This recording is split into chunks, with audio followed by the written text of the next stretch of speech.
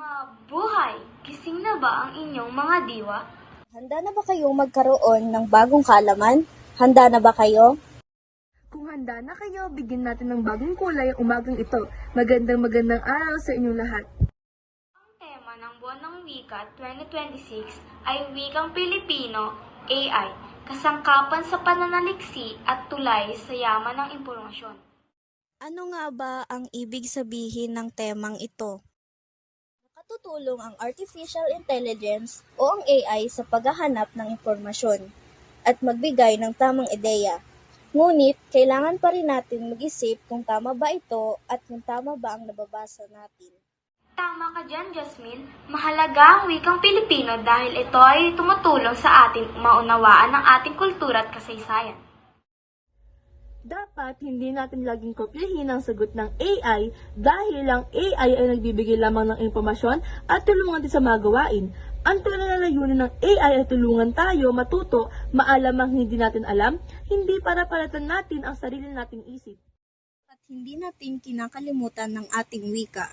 Dahil lamang sa teknolohiya, dapat din nating huwag kalimutan dahil ito ay ating kultura. Tandaan, dapat ginagamit ang AI sa tamang paraan at maging responsable at ang wikang Pilipino ay dapat pinapahalagan at di kinakalimutan. Sa pagtatapos ng ating pagsasaliksi, gusto namin sabihin sa inyong lahat, maraming salamat sa inyong pakikinig. Naway may matutunan kayo sa aming pagbabahagi.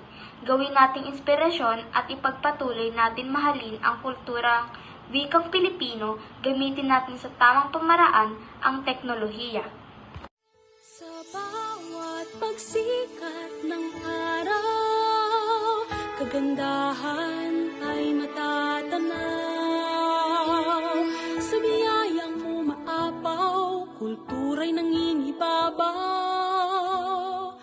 Luzon, Visayas, Mindanao, pasasalamat ang sigaw.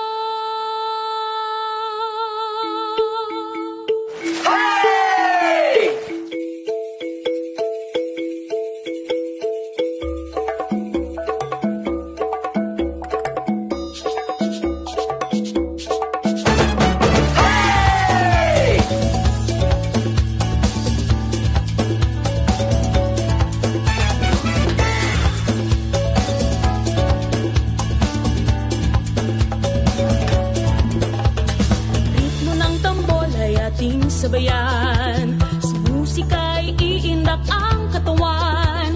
Pangkain, sayaw, sining at musika, sumasalamin sa ating kultura. Pilipinas, tunay kang nagniningning.